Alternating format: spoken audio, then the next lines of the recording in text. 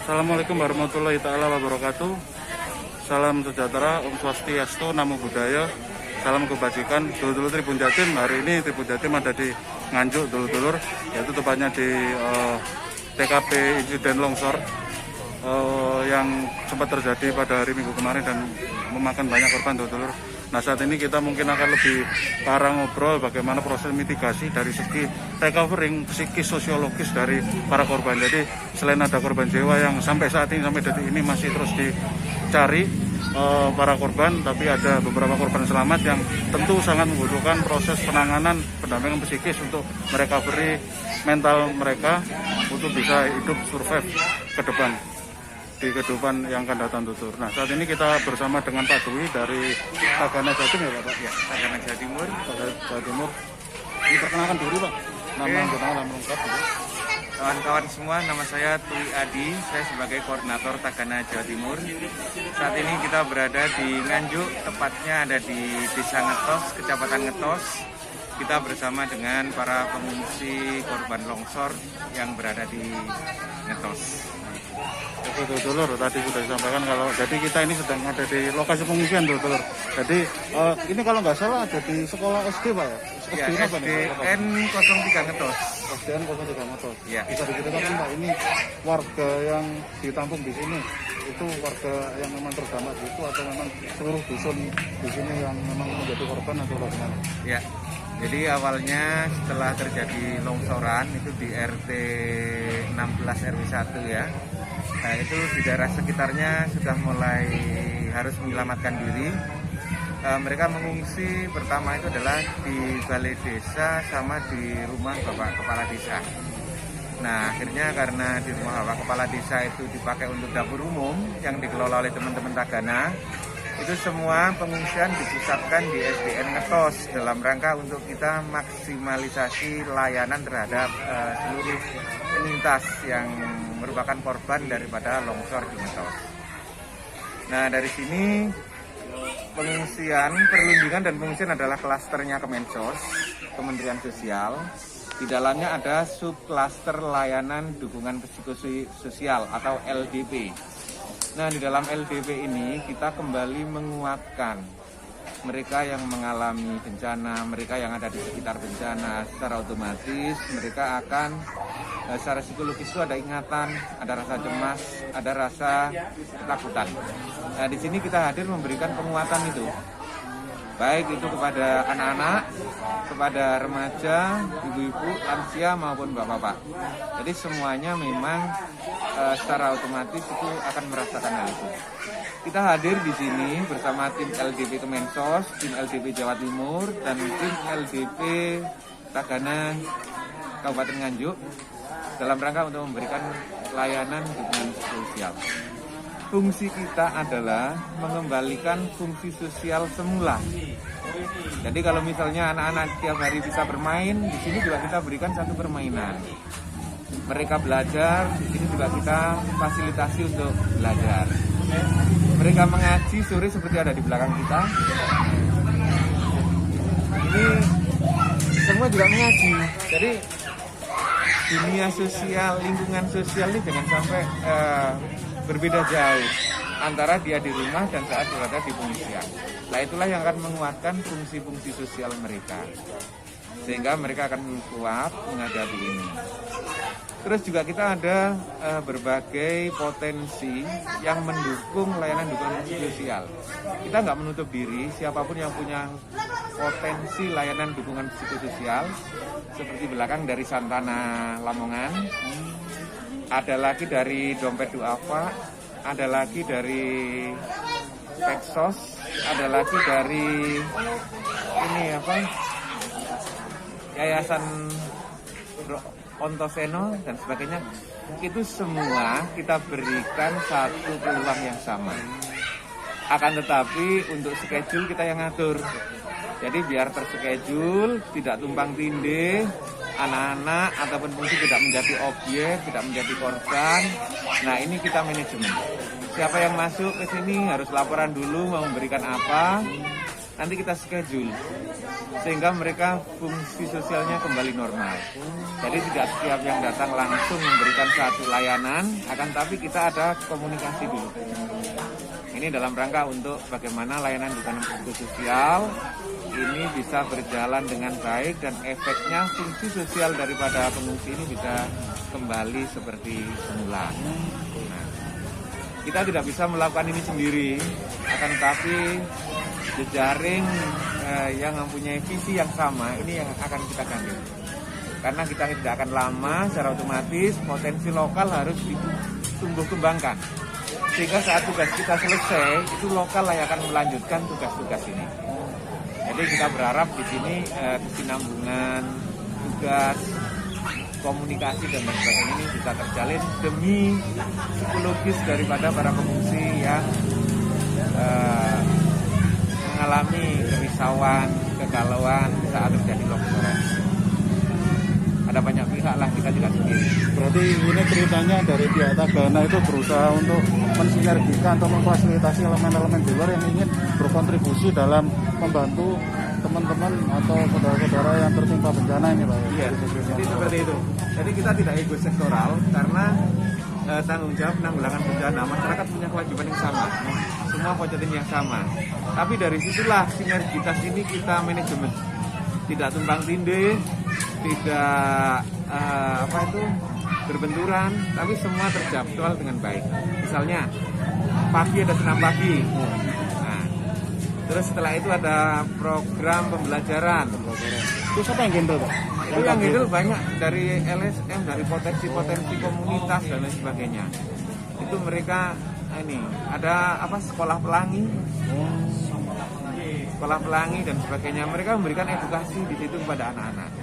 Jadi banyak pihak, akan tetapi semua yang masuk ke sini kita harus mau mengisi formulir identitas, penanggung jawab siapa. Terus apa yang diberikan kepada kelompok sasaran umur siapa aja, apakah ada temuan-temuan yang perlu direkomendasi, baru diteken oleh penanggung jawab dari komunitas-komunitas itu.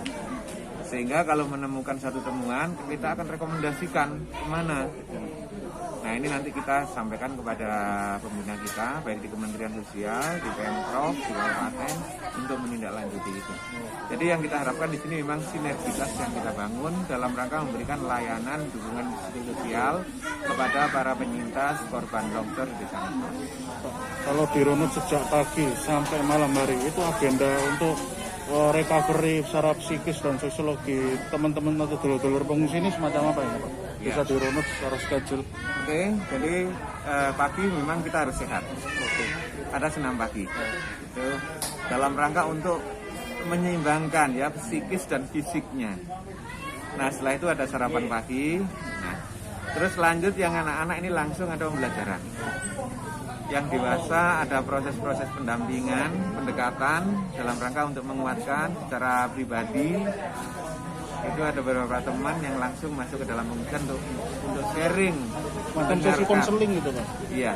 Kalau konseling kan sepertinya kasusnya sudah cukup tinggi ya. Nah, tapi di sini sharing gitu.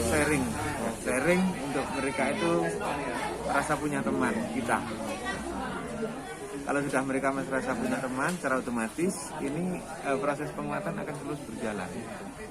Ada kepercayaan, kita motivasi, akhirnya secara psikis maupun psikologis mereka akan semakin kuat. Untuk sore hari, malam hari, sore hari kita kembalikan fungsi lagi, anak-anak yang biasanya mengaji. Oke, sebagaimana yang ada di belakang kita ini, Pak ya? Sini, ini kita kan dari komunitas apa ini, Pak? Ini dari Santana Lamongan.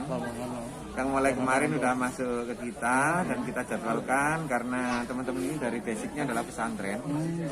Jadi mereka sesuai dengan bidangnya sehingga pendidikan keagamaan di sini tetap berjalan. Ngajari ngaji, tetap melanjutkan karena mereka di rumah anak-anak ini juga ngaji. Benar. Jadi di sini harus tetap mengaji. Ritme untuk belajar mengaji tetap difasilitasi oleh dulur komunitas Santana dari Lamongan. Terus kalau yang masuk dari mana lagi? Misalnya kita tanya basic potensinya apa. Oke. Kalau basic potensinya lebih kepada misalnya mendongeng apa, ini kita kasih waktu saat edukasi. Oke, sesi edukasi. Dan dari edukasi itu diselipkan muatan-muatan pendidikan dari dongengnya. Seperti itu. Pak, dari segi jumlah ini bisa dilansir kalangan usia anak-anak berapa, kemudian ibu-ibu berapa, kemudian orang dewasa atau bapak-bapak kategori sudah Yang pengungsi yang ada di SDN 03 ini ya. ya. Jadi di sini itu ada 33 kepala keluarga atau KK. Itu terdiri dari 130 jiwa yang ada di sini. Kemudian yang lansia ada 31. Terus berikutnya dewasa 60, remaja 14, terus anak-anak 14, balita 10. Nah, balita ini juga perlu ekstra pendampingan. Sehingga dari sini ada teman medis. Ada fasilitas Ya, dari teman medis untuk standby. Standby. Jadi Lengkap berarti, 24 jam mereka ada. Oke, siap. Mantap. Ada di sini. Terus puskesmas juga dekat. Ya, misalnya perlu rujukan atau apa, mereka Ready on calling. ready lah. Kita nggak sampai harus panik harus apa. Semua sudah tersedia. Ya, tinggal dapur umum bagaimana. juga nggak jauh. Ya. Terus posko logistik terkait kebutuhan kerentanan juga dekat di Sudah siap kecamatan. juga. Oke. Jadi di sini insya Allah seluruh pelayanan terhadap penyintas ini kita maksimalkan semua. Sehingga jangan sampai penyintas kekurangan kebutuhan dasar ya. Kasur dari Kemensos sudah, selimut sudah, makanan anak-anak juga sudah. Nah ini nanti kita juga masih datangkan yang namanya mainan anak-anak. Sedang OTW berarti anak-anak. Iya, tadi Bu Mensos itu sudah pesen, sudah dibelikan mainan anak-anak. Dulur-dulur Tribun Jatim. Jadi untuk fasilitas recovery, mungkin dulur-dulur memang insiden ketika hari Minggu jedirnya itu bencana tanah longsor banjir, susul tanah longsor memang begitu mengagetkan kita semua. Dan itu cukup viral dan menjadi trending topik di Twitter. Jadi Nganjuk memang pray for Nganjuk memang begitu viral. Nah itu benar. Nah, tapi mungkin keprihatinan itu mungkin dilatar belakangi juga oleh sedikit informasi mengenai bagaimana proses recovery penanganan bencana yang ada di Nganjuk. Dan alhamdulillah sudah disampaikan Pak Dwi tadi sudah tercover dengan baik, fasilitas sudah tersedia dari segi psikis, sosiologis, bahkan dari segi fisik, kebutuhan mereka semua, pendidikan mereka semua terfasilitasi dan terkoordinir dengan baik dulur-dulur. Dan bagi dulur-dulur Tribun Jatim atau yang ingin menyambung silaturahim dengan memberikan suatu bantuan, entah itu bantuan berupa mekanisme pembelajaran atau pendampingan ataupun berupa barang, bisa langsung datang ke sini atau bagaimana Pak? Karena ini tadi mungkin ini pertanyaan terakhir, bagaimana cara menyalurkan bantuan?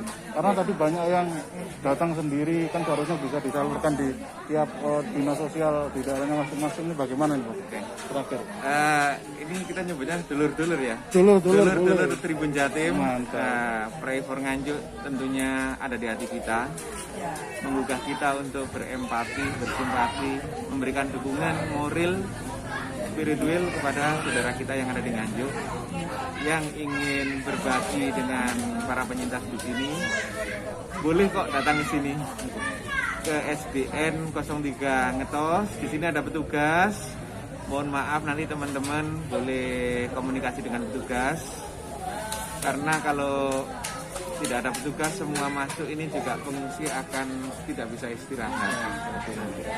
Silakan koordinasi dengan petugas, nanti akan diatur secara familiar ya.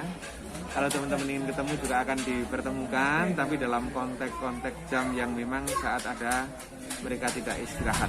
Kami akan menjaga mereka sepenuh hati, sekuat tenaga kami. Tentunya juga ini amanah dari dulur-dulur Tribun Jatim semuanya. Mantap. Gitu.